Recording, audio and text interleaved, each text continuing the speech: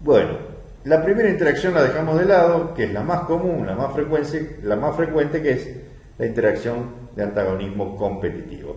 También es la que más van a ver cuando en la cátedra vean las distintas, en el segundo y el tercer parcial, las distintas farmacoterapias aplicadas a cada patología en particular. Por lo general, en esos casos, siempre que se usen bloqueantes como la atropina, beta bloqueantes, por lo general, salvo que se los indiquen, esos bloqueantes van a ser antagonistas competitivos, es decir, van a poder ser desplazados por concentraciones suficientes de agonista.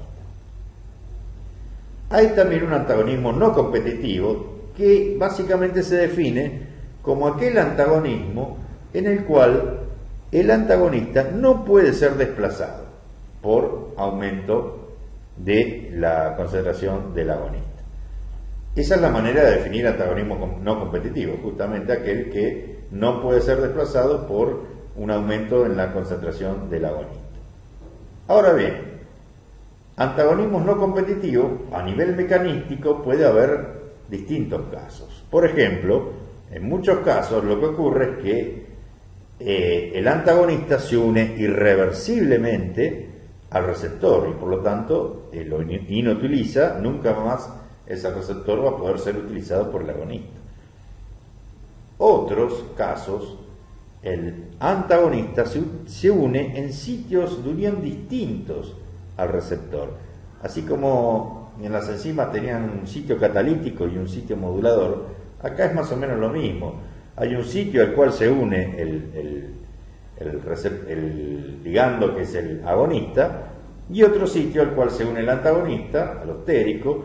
Cuando se une el antagonista se cambia la conformación del receptor y no permite, en el sitio regulador, no permite que el sitio al cual se une el agonista esté más presente, es decir, desaparece y el agonista no se puede unir.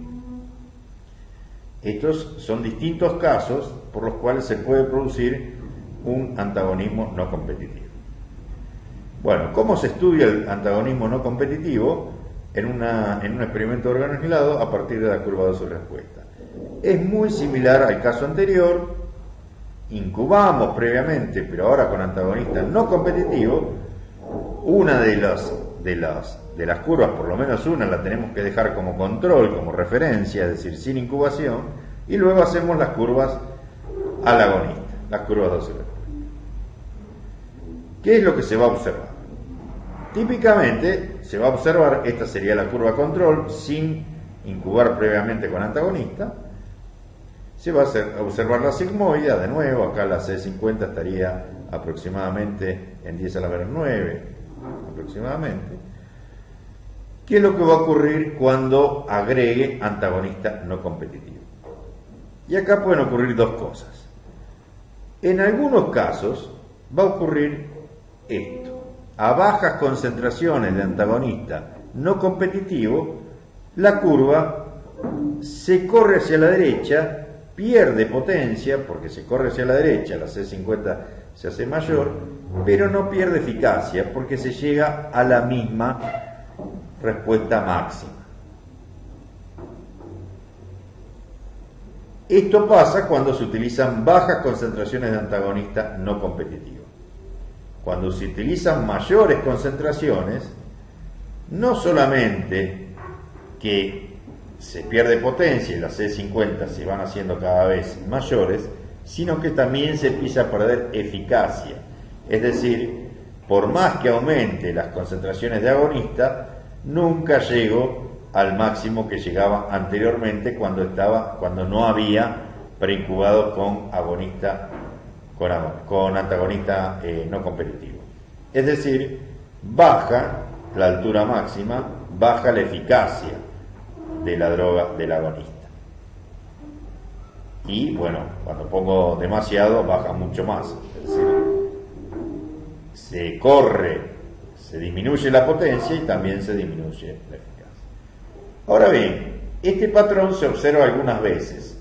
Otras veces, dependiendo del tejido, dependiendo de la droga, dependiendo del experimento, directamente se empieza con esta curva azul aún a bajas dosis, es decir, la roja y la celeste no estarían, y aún a bajas dosis se empieza a disminuir la potencia y también a disminuir la eficacia. Mientras que en otros tejidos se observa esto: solo a altas dosis se disminuyen potencia y eficacia, y a bajas dosis solo se disminuye la potencia del átomo. Es decir, se corren las curvas a la derecha, pero son paralelas, de una manera muy similar a lo que vimos antes para antagonismo competitivo. Bueno, ¿cómo se puede explicar esto? Evidentemente llevó mucho tiempo, y una de las teorías que hoy en día es que ciertos tejidos, en algunos casos, no utilizan la totalidad de receptores para llegar a la respuesta máxima. Es decir, esto contradice un poco lo que supone el modelo de ocupación, la teoría de ocupación de receptores, sino que con una fracción de receptores se alcanza la respuesta máxima, teniendo otros receptores que no se utilizan normalmente, que hacen su aparición o se hacen evidentes cuando por algún motivo disminuye el número de receptores normales. Estos receptores, que se llaman de reserva, los reemplazan de alguna manera, permitiendo que se lleguen a los mismos niveles que se hubieran alcanzado sin antagonista no competitivo. Pero lógicamente estos receptores no son muchos, es finita su número, y por lo tanto lo que va a ocurrir es que tarde o temprano ni siquiera esta reserva de receptores va a ser suficiente para impedir la caída en la eficacia. ¿Por qué cae la eficacia? Es un poco obvio, porque al aumentar la dosis de antagonista no competitivo quedan menos receptores totales en la población. Yo estoy bajando el número de receptores totales, y lo estoy bajando porque los receptores que se unieron al antagonista no competitivo nunca pueden ser utilizables por el agonista. Es como si tuviera menos. Esa es la idea. Y en estos dos casos no tengo menos, porque la reserva de receptores que no se utiliza en las respuestas normales, sino que la respuesta máxima se alcanza con una fracción del total y existe una reserva, esa reserva se utiliza cuando disminuyen un poco los receptores, por ejemplo, por la acción del antagonista no competitivo, permitiendo que se alcance la respuesta máxima. Pero tarde o temprano esa respuesta va a disminuir. Esto tal vez es muy importante que tal vez no lo fijen en una primera lectura, en una primera charla. Por eso es muy importante que lo vuelvan a ver y que lo traten de pensar y de alguna manera ir, digamos, de a poco, asimilando con los problemas. Este concepto de receptores de reserva y el hecho de que en un antagonismo no competitivo se espera que disminuya la eficacia. ¿Por qué? Porque la población total de receptores disminuye también. Es decir, nunca va a haber tantos receptores como hay ahora. La saturación, el máximo, se va a alcanzar a menos, a una cantidad menor, una cantidad menor de receptores totales va a ser saturada. ¿Por qué? Porque hay menos receptores totales. Entonces, con menos cantidad de droga se va a alcanzar la saturación. Y por lo tanto el efecto va a ser menor. Pero hay que tener en cuenta que en muchos casos aparece el concepto de receptores de reserva. Así como habíamos mencionado que existía el concepto de PA2 para medir de alguna manera la fuerza de los antagonistas competitivos, y después se podía usar una regresión de Shield en ese caso de antagonistas competitivos, se ideó el concepto de PD2' para el estudio del antagonista no competitivo. Este concepto es muy análogo al de PA2, pero el B2, que antes se definía, ¿se acuerdan?, como aquella concentración de antagonista competitivo que duplicaba la C50 del agonista, ahora se toma como la concentración de antagonista no competitivo que provoca una caída del 50% en la respuesta máxima del agonista. Es decir, lo que se toma en cuenta cuando se utilizan antagonistas no competitivos es la caída en la eficacia más que la caída en la potencia, que era lo que se tenía en cuenta en el caso de antagonistas competitivos. Y de nuevo, el P de 2' es menos logaritmo del B2, de este B2, del B2 para antagonistas no competitivos. Los casos se pueden complicar, nosotros vamos a ver de los complicados los más sencillos, por ejemplo, en la interacción de un agonista parcial con uno total. En este caso, vamos a tener un protocolo donde lo que vamos a hacer es incubar previamente con antagonista parcial y luego hacemos una curva agonista parcial, acá dice antagonista, es agonista parcial, y luego vamos a usar una curva dosis respuesta, agonista total. Acá hay un error, no es antagonista, es agonista parcial. Es decir, primero hacemos una incubación previa con agonista parcial y luego hacemos una curva a agonista total. En este caso, incubamos previo con agonista parcial, acá dice antagonista pero es agonista, y luego hacemos una curva de su respuesta al agonista total. ¿Se entiende? El protocolo es muy similar a los anteriores, solo que en vez de poner antagonista, para hacer la preincubación ponemos agonista parcial. Y finalmente hacemos una curva de dosis respuesta al agonista total. Acuérdense que siempre tenemos un control donde no preincubamos. Y solo hacemos la curva de dosis respuesta al agonista total. ¿Qué es lo que se va a observar? La primera curva control, como siempre, sin preincubar con agonista parcial, y luego preincubado con pequeñas dosis de agonista parcial. Lo que se observa es esto, la curva en rojo. Fíjense que ya a las menores concentraciones de agonista total hay un efecto, y ese efecto viene dado porque preincubé con agonista parcial. El agonista parcial tiene un efecto, por más que sea poco, lo tiene. Por consiguiente, la curva no va a empezar de cero, sino que va a empezar con un efecto. Ese efecto ya venía de antes, venía desde que preincubé con el agonista parcial. Ahora bien, a medida que aumento las concentraciones de agonista total, el agonista total va a ir desplazando al parcial, porque suponemos que ambas uniones son, por supuesto, reversibles. En este caso sería una especie de competencia por el receptor. El agonista total, al ir aumentando las concentraciones, va desplazando al parcial hasta que se alcanza el máximo posible.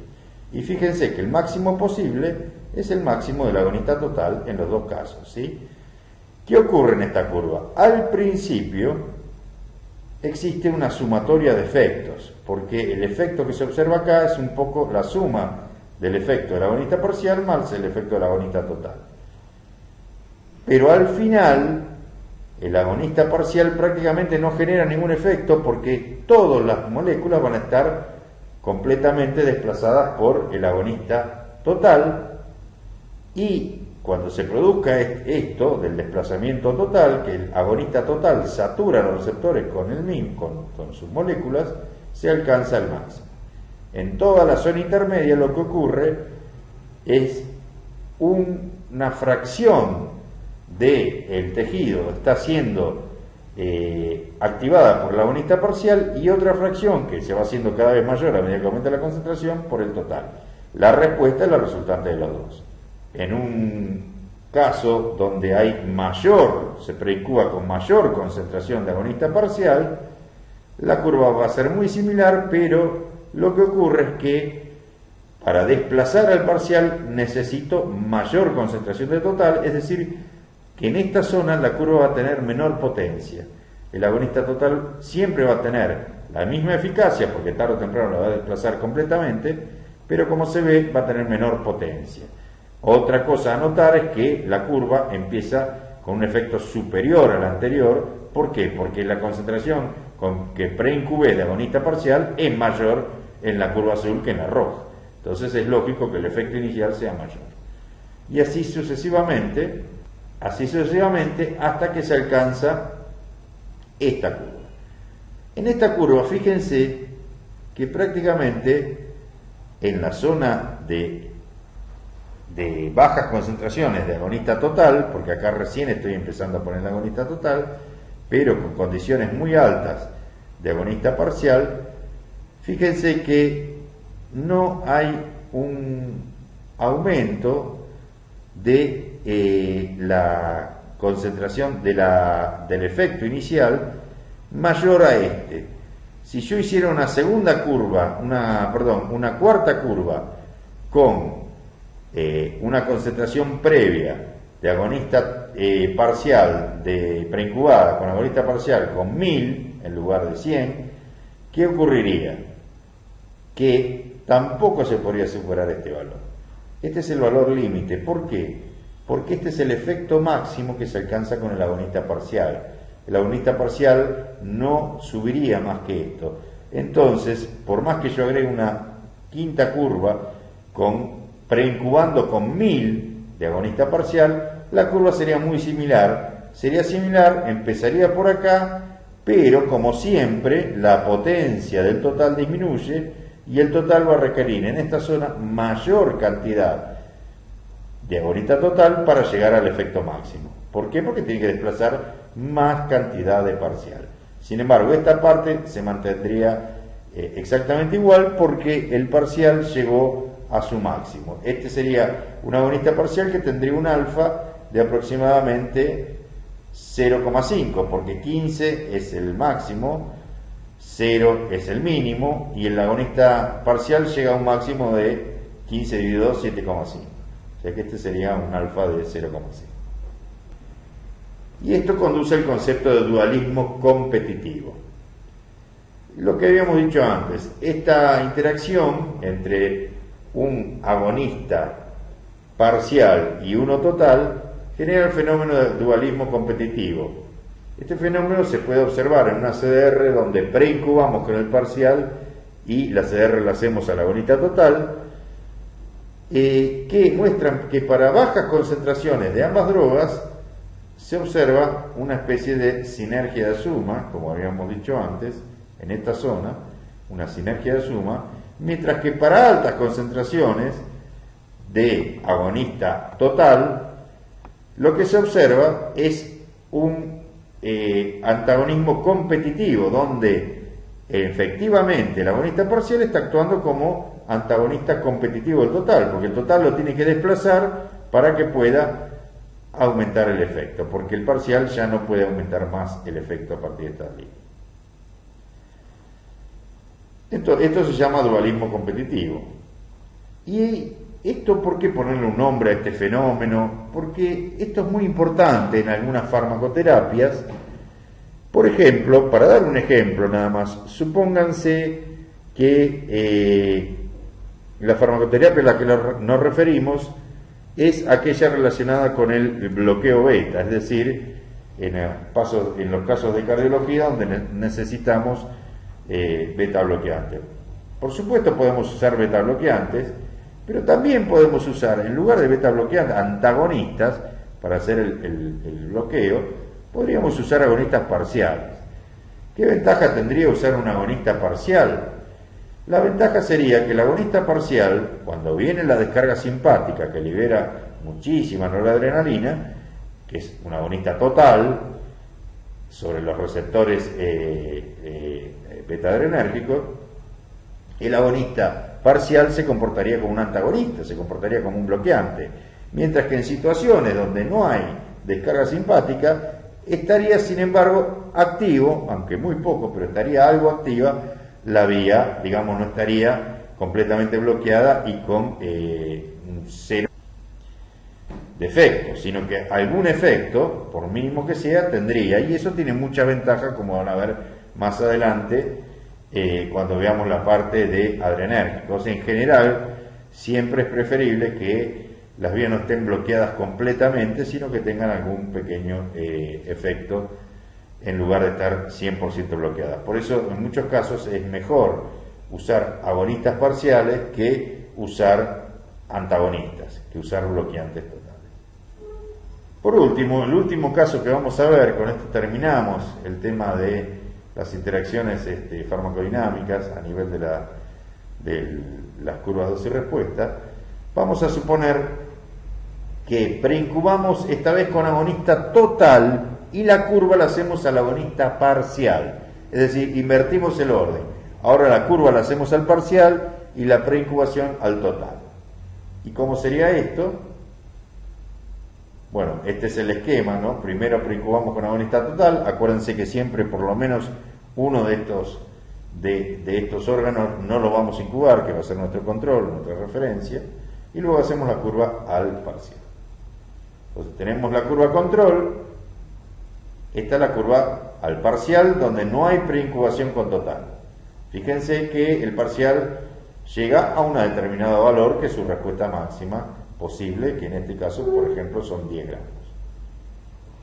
¿Qué ocurre cuando empiezo a adicionar agonista total?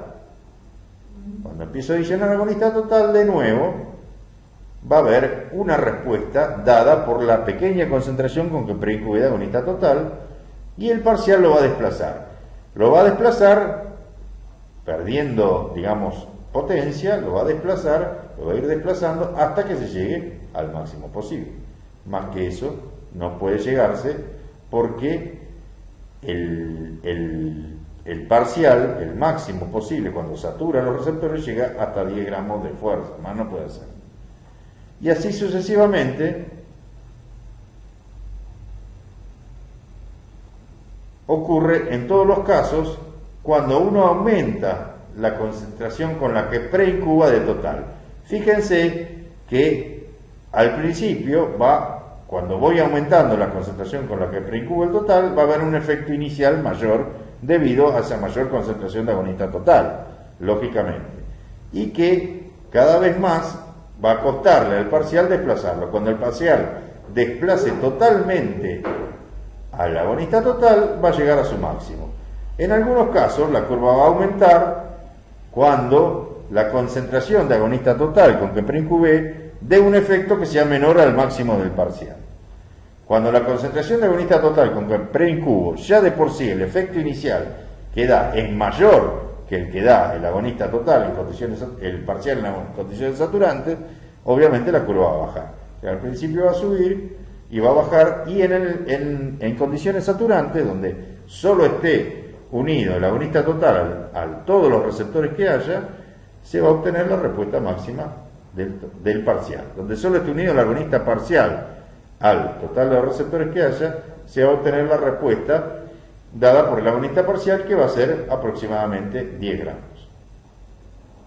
Bueno, acá hay un poco más de agonista total, se ve que se acentúa, la respuesta inicial se hace mayor, pero siempre, en definitiva, cuando aumente la concentración agonista parcial, se va a desplazar, el parcial va a desplazar al total y se va a llevar al máximo posible del parcial.